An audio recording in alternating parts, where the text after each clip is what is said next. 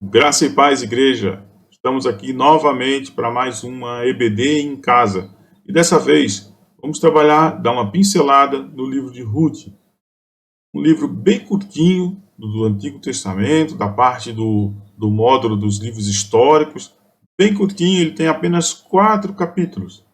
Mas ele é de uma grandeza muito, assim, muito importante. Né? Vale lembrar que nós vamos sempre trabalhar com 3 lições. Que as nossas aulas são para suprir, de alguma forma, a falta das nossas EBDs presenciais. Então, é uma pincelada, para não ficar assim muito no vácuo, daquilo que seria o panorama. Então, a gente já sabe que o panorama é uma visão geral. E o que nós fazemos aqui é exatamente uma pincelada, um resumo do resumo. Né? Que é para a gente ter uma noção, assim, para ter uma ideia de que lições a gente pode tirar do livro de Ruth. Bem, é um livro que tem muitas lições, apesar de ser bem curto. Ele tem apenas 4 capítulos, mas nós vamos extrair apenas 3 lições para seguir a regra dos livros anteriores. Né? Então, o que a gente pode começar a falar do livro de Ruth? Bem, vamos contextualizar. O que trata o livro de Ruth? Ele vai contar uma história de uma família israelita no período que Israel era governada por juízes. Lembra, a gente já tinha visto que o Senhor foi levantando juízes para dar um norte, uma direção para o seu povo que estava lá se envolvendo com outras culturas e estava já se perdendo. Então o Senhor sempre levantava juízes para ordenar. Então, enquanto se tinham juízes, Israel vivia um período de paz e prosperidade. Mas, à medida que os juízes morriam, esse vácuo, esse intervalo entre um juiz e outro, o povo despencava e vinha fome, vinha miséria e tal. E o que acontecia é que nesse período, nessas idas e vindas, esses altos e baixos, destacou então um livro próprio para trazer a história de Ruth. E a história de Ruth ela se dá exatamente nesse período. Né? Então o próprio início do livro ele já diz. Né? Vou ler para vocês, se vocês quiserem dar uma pausa para acompanhar, pausar o vídeo, pode acompanhar. Mas diz bem assim, já no comecinho. No tempo em que Israel era governado por juízes, houve uma grande fome naquele país. Por isso um homem de Belém, cidade da região de Judá, foi com sua mulher e seus 2 filhos morar por algum tempo num país chamado Moabe. Acho que é importante a gente destacar já esse primeiro versículo do primeiro capítulo, porque daqui a gente já vai tirar a primeira lição. Então, o que acontece? A história ela começa a ser narrada em Moabe, né? Então, dessa saída de Belém para se fixar na cidade, no país chamado Moabe, começa ali a história e ela vai terminar em Belém. Então, ela vai terminar já na cidade de origem, vamos dizer assim, né? no lugar de origem. Então, vamos lá. A história conta, se a gente continuar a leitura, eu vou continuar aqui com vocês e vocês vão acompanhando pelo esquema que está sendo colocado na tela. O nome desse homem era Elimeleque, e o da sua mulher, Noemi. Veja que eu estou fazendo já no gráfico ali o desenhozinho de Elimeleque casando com Noemi, né? Eles eram casados. E aí a narrativa diz que eles tinham 2 filhos. Os 2 filhos se chamavam Malom e Quilion. Essa família era de Efrata, um povoado que ficava perto de Belém. Eu acho que é interessante a gente destacar esse detalhezinho, de que era uma família que morava em Israel, tinha 2 filhos homens, né? E eles eram então de Efrata, na região de Belém de Judá, e eles foram para Moabe e ficaram morando ali. Algum tempo depois, Elimeleque morreu. A gente já vê e a situação já começa a mudar. Então, veja, Noemi, 2 filhos, e se casaram com moças. Aí no versículo 4 do capítulo 1 diz, casaram com moças moabitas. Então veja, eles saíram de Israel, de Belém, foram para Moabe, casaram com moabitas. Aliás, se a gente for buscar lá em Deuteronômio 23, no comecinho ali do capítulo 23, ele já vai dizer, Deus já diz assim, olha, não quero que o povo de Moabe seja vinculado. O povo de Moabe não vai se vincular até tantas gerações, porque é o povo que negou ajuda, negou auxílio quando o povo de Israel precisou. E olha só o que acontece, eles vão para a terra dos Moabitas. E cada um dos filhos de Noemi e Elimeleque, cada um deles casa com uma Moabita. Uma se chamava Ruth e a outra se chamava Orfa. Aí diz assim, no 4 ainda, o nome de uma delas era Orfa e a outra Ruth. Quando já fazia quase 10 anos que estavam morando ali, Malom e Quilion também morreram, e Noemi ficou só, sem os filhos e sem o marido. Bem, o que é importante a gente destacar desse detalhe aqui? Existe dentro da tradição dos judeus a seguinte situação.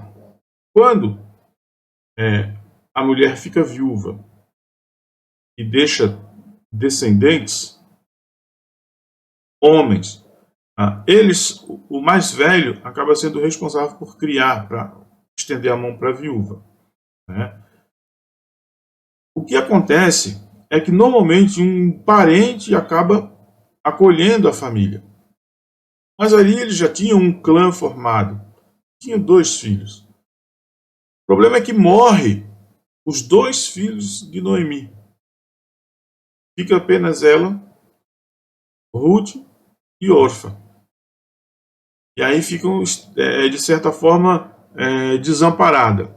Então, pela lei dos judeus, existe um desdobramento que nós vamos falar lá na frente, e para vocês entenderem, que dá o encaminhamento, dá o desdobramento para mulheres que não deixam filhos homens, né? E assim vai. Precisam ser acolhidas. Veja a situação. Um dia Noemi soube que o Senhor tinha ajudado o seu povo, dando-lhe boas colheitas. Então ela se aprontou para sair de Moabe com as suas noras. Elas saíram a fim de voltar para Judá. Mas no caminho, Noemi disse às noras, voltem para casa.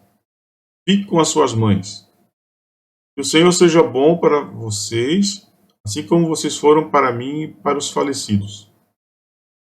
O Senhor permita que vocês casem de novo, e cada uma tenha o seu lar. Então Noemi se despediu das suas noras com um beijo. Porém, elas começaram a chorar alto. Vou dar uma pausa aqui para a gente destacar a seguinte situação. Lembra que eu tinha colocado para vocês dar uma destacada no primeiro versículo? Então, dali vem a primeira lição. A primeira lição qual é? Confie no Senhor. Por quê? A família de Abimeleque estava morando, a família de Noemi estava morando em Belém. No período dos juízes, como já foi narrado, e lá deu uma situação de fome. Veja a diferença de você agir por impulso, agir humanamente e agir segundo a vontade de Deus, segundo os desígnios de Deus, ou segundo, assim, não vou dizer autorização, porque é um nome estranho, mas é o desejo mesmo de Deus. Quando eles saíram e foram morar em Moabe, o que é uma estranheza muito grande, porque os moabitas eles eram inimigos de Israel, mas eles foram morar lá. Eles quiseram resolver a situação de uma forma que não era aquela ideia assim de vou pedir auxílio ao Senhor e ver o que o Senhor quer da minha vida. ou confiar que o período de fome poderia passar. Mesmo porque as coisas ruins aconteciam para o povo de Israel exatamente quando eles viravam as costas para o Senhor. E aí Deus permitia que aconteciam coisas com ele. A fome era, na verdade, uma consequência da iniquidade do povo. E eles não tiveram esse discernimento em voltar o coração para o Senhor e confiar. Eles simplesmente quiseram resolver ao seu jeito, ao seu modo. Preferiram deixar a terra que o Senhor tinha deixado como herança para ir para uma terra estranha. Esquisito, né?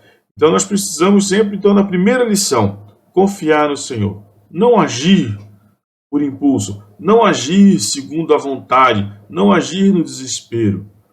Porque o desespero estava acontecendo, tinha fome em Israel. E eles resolveram pegar o atalho.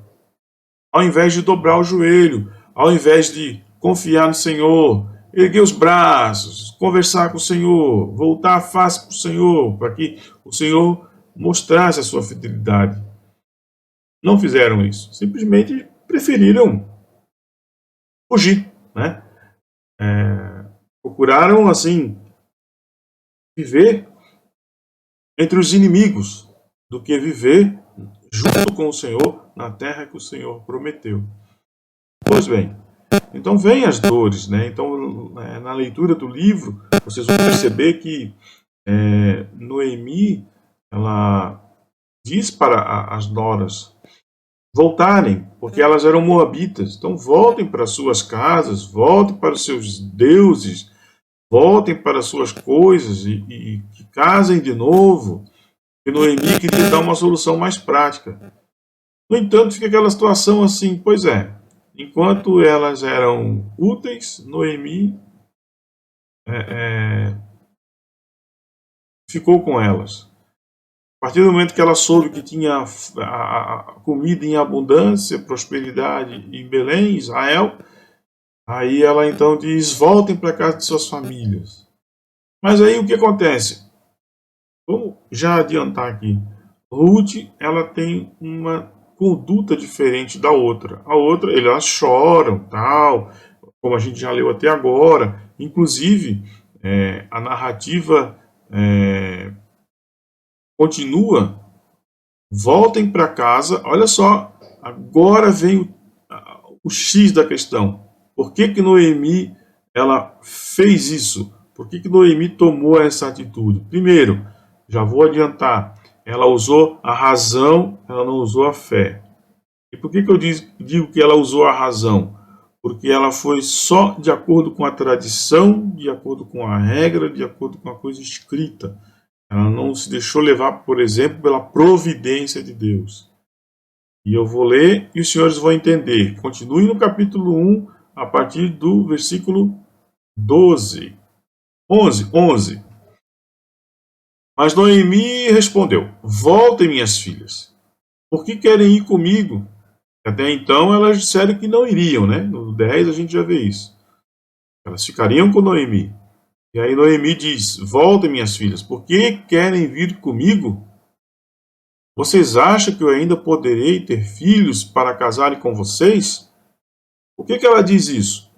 Porque existia então, ainda dentro dos judeus, a questão do levirato, ou seja, a mulher que fica viúva, sem descendentes homens, necessariamente o cunhado assume ela.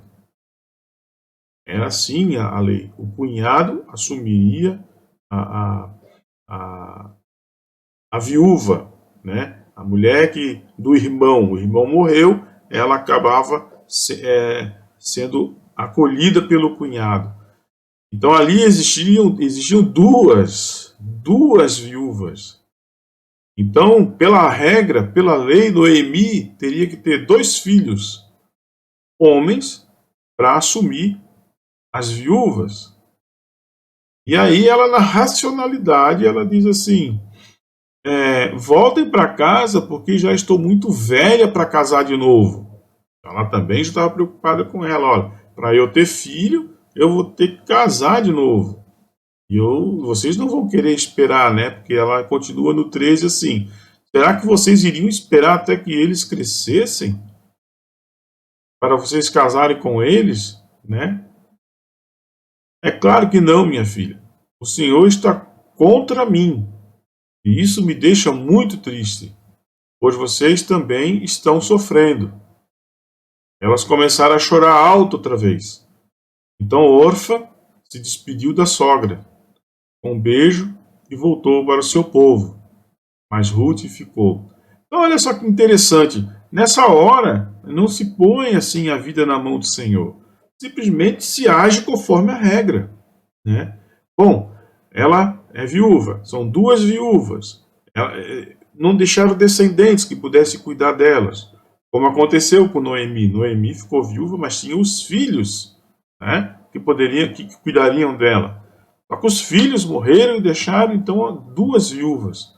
E aí na cabeça dela ela pensou, pela tradição, eu tenho que casar de novo para ter dois filhos homens para poder casar com ela. Será que elas vão esperar? Mas eu estou velha para ter filho. Então o conflito ficou totalmente irracional na cabeça dela.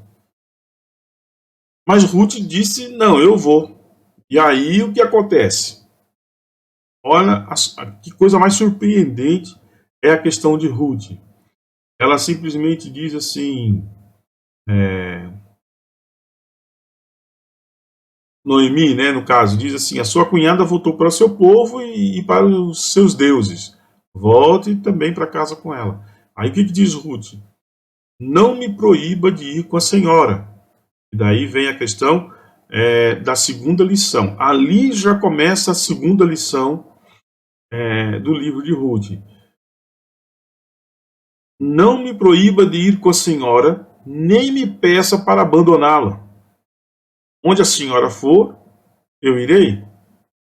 E onde morar, também morarei. E o seu povo será o meu povo. E o seu Deus será o meu Deus. Olha que coisa mais interessante a conduta de Ruth. Então, Ruth, ela rompeu com a tradição. Ruth, ela não quis saber o que poderia vir a acontecer. Ela via o quê? Existia a sogra, que a sogra estaria desamparada, sozinha e idosa, e ela assumiu a responsabilidade. Então, ela rompeu com tudo aquilo que era possível de se viver naquela época, dentro da regra, dentro da lei. O que ela fez? Olha, eu não me importo com mais nada. Eu quero cuidar da senhora. Para onde a senhora for, eu vou. E o mais importante, o seu povo será o meu povo, o seu Deus será o meu Deus. Ali já começa um movimento de quê? De conversão. Um movimento de que Ruth dizendo, eu não pertenço mais ao núcleo moabita da história. Aquilo que vivem os moabitas não me interessa mais. O que os moabitas fazem não me importa. Mas o que os judeus pensam também não me importa. Eu quero é cuidar da senhora. Então Ruth, ela abriu mão da sua própria vida. Olha só que coisa interessante. Ela abriu mão da sua própria vida para viver em função da vida da sogra Noemi. Então ela começou a fazer fazer aquilo que é o mais o ápice do cristianismo, dar a vida pelo outro, né? Você dá a vida, amar o outro como se estivesse amando a si próprio, mas assim, e dar a vida pelo próximo, né? E Ruth fez isso. Eu acho que o mais importante é a gente destacar desse detalhe, dessa segunda lição, o cuidado de Ruth. E Ruth foi, se vocês derem continuidade ao estudo, à leitura, vocês vão perceber que Ruth foi para toda a obra. Ela não se importava, ela foi para a colheita, ela foi atrás da colheita, ela foi. Por quê? Porque ela sabia que a sogra em casa, não, sozinha no caso, não poderia fazer o trabalho braçal, não teria condições, né? Então vem aí esse cuidado que Ruth tem por Noemi, É uma coisa muito importante, assim, muito interessante a gente destacar essa questão do cuidado, porque entra nessa questão mesmo do se entregar, de você amar o próximo incondicionalmente. Porque legalmente não havia mais vínculo. Legalmente não havia mais, não precisaria mais. Ela poderia tomar a atitude da outra. Ah, vou voltar para a minha vida de antes. Vou cultuar os meus deuses, vou fazer as coisas que eu sempre fiz antes de casar. Quem sabe eu arrumo outro marido e vou viver a minha vida. Mas Ruth se deixou levar pela compaixão. Veio aquela situação assim, eu tenho uma sogra que está sozinha. Talvez tenha passado na cabeça de Ruth assim, eu casei com o filho dela, fui feliz enquanto eu estava com ele, agora não serve mais, né?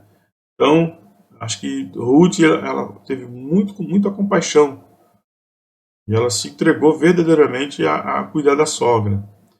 E aí o que acontece? Elas chegaram em Belém, voltaram para Belém, então, e o Ruth começou a trabalhar. Ruth foi trabalhar, Ruth foi atrás da colheita, né? Eu até vou ler um trechinho aqui para vocês, e aí vocês podem pausar o vídeo para procurar, né? O meu já está aberto. Um dia, Ruth disse a Noemi: deixe que eu vá até as plantações para catar as espigas que ficam caídas no chão. Talvez algum trabalhador me deixe ir atrás, catando as espigas que forem caindo. Vá, minha filha, respondeu Noemi. Então Ruth foi ao campo e andava atrás dos trabalhadores, catando as espigas que caíam. E por acaso, ela entrou numa plantação que era de Boaz, um parente de Elimeleque. Olha que interessante. Aí começa aquela transição, que eu digo assim, que é do cuidado de Ruth para com Noemi, esse cuidado, a transição desse cuidado para o cuidado de Deus em relação a Ruth. Porque veja bem, no comecinho desse capítulo já fala que Boaz era um parente, tal, ele, no primeiro versículo, né, dizia que Noemi tinha um parente chamado Boaz, ele era rico, tal, era da família de Elimeleque. Só que Ruth, quando vai atrás de comida, quando ela vai atrás das espigas, também tem aquela coisa assim, ó, o que está colhendo, a pessoa é dela, né, é do proprietário. Se o trabalhador que está colhendo deixa cair para trás e não junta e continua a lida, vem aquelas pessoas por trás pegando, né? Normalmente assim os mais idosos, normalmente aqueles mais deficiência. Então, caía, eles iam pegando, porque era alimento para todos. Então, o que acontece é que aí vem uma terceira lição. E essa terceira lição, ela é exatamente o cuidado de Deus. Veja, saíram de Moabe, foram para Belém, sozinhas, e Ruth sempre cuidando da sogra, sempre na lida, e catando espiga. Depois vocês vão ver que ela recebeu cevada. Essa entrega incondicional de Ruth foi agradável ao Senhor. Olha que interessante. E por que foi agradável ao Senhor? Porque o Senhor, como quem diz, então chegou a minha vez de agir. E aí coloca Ruth exatamente para colher as espigas na plantação desse Boaz, né? E Boaz, depois a gente vai fazer uma referência a Boaz, mas Boaz era um cara que tinha plantações, era rico e tal, e ele era parente do sogro de Ruth. E aí o que acontece? Só para a gente resumir, para não estender muito na história. Boaz, por ser um parente, ele necessariamente ele faria então esse papel do cunhado. Então ele seria o responsável, como ele era o parente próximo, ele seria o responsável por cuidar, cuidar de Ruth. E aí o que acontece? Que é bem interessante. Como Deus ele vai. Boaz é uma pessoa muito honesta. Então o que ele faz? Ele diz assim: olha, mas tem um irmão, tem um parente mais próximo ainda. Então ele é que vai ser o responsável. Mas eu vou resolver o problema, vou conversar com ele. Então vem a questão da terceira lição, que é o cuidado de Deus. Deus já começa a usar Boaz, se compadeceu, porque ele era um homem bom, tinha uma reputação boa. Ele se solidarizou, ele viu a situação, percebeu que Ruth era uma pessoa correta, que ninguém naquela época faria pela sogra, viúva, sendo viúva, fazer pela sogra o que Ruth fez. E se eu falei que foi agradável ao Senhor, também tocou o coração de Boaz. No sentido de, vamos resolver esse problema aí. Vocês não ficarão desamparados. Então Deus já usa Boaz para isso. O que acontece então é que Boaz faz a proposta para esse parente, tem as terras lá de Noemi, se você quiser comprar, ok, mas se você comprar, você tem que casar com a Ruth, e ela é viúva. Então, aí o cara, o parente que não tem nome nem nada, não se faz, só diz que é um parente próximo, ele já fica bolado porque ele soube que ela era moabita. Aí já fica essa situação, então acho que não vai rolar. Eu não aceito. Então Boaz disse, eu quero. Para resumir a história, na questão do cuidado de Deus, a gente já dá um salto lá no último capítulo. E lá no último capítulo, vou catar aqui, capítulo 4, versículo 9.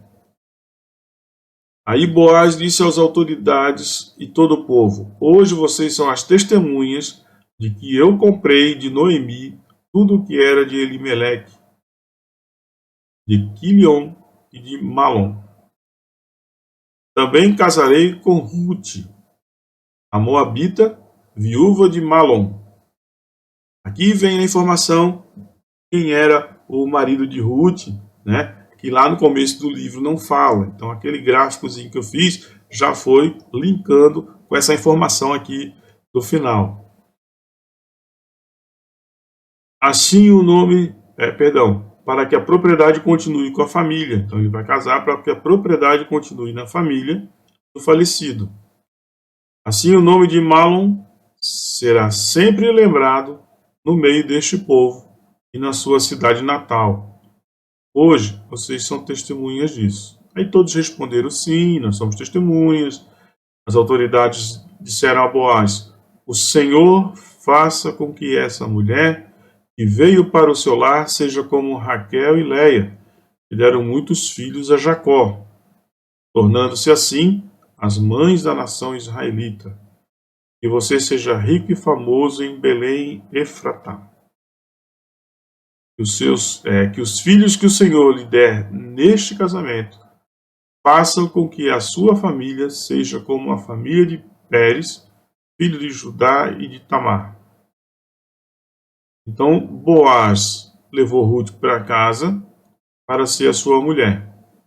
Eles tiveram relações e o Senhor deu a Ruth a bênção de ficar grávida. E ela deu à luz um filho. E as mulheres disseram a Noemi: louvado seja o Senhor, que lhe deu hoje um neto para cuidar de você, e este menino venha a ser famoso em Israel. Que ele seja um consolo para o seu coração, e lhe dê a segurança na velhice. A sua nora, a mãe do menino, a ama, e ela vale para você mais do que 7 filhos. Noemi pegou o menino no colo e cuidou dele. Ao vê-lo, as mulheres da vizinhança diziam: nasceu um filho para Noemi. E lhe deram o nome de Obed. Obed veio a ser o pai de Jessé, que foi pai do rei Davi. Então, veja como o Senhor cuidou.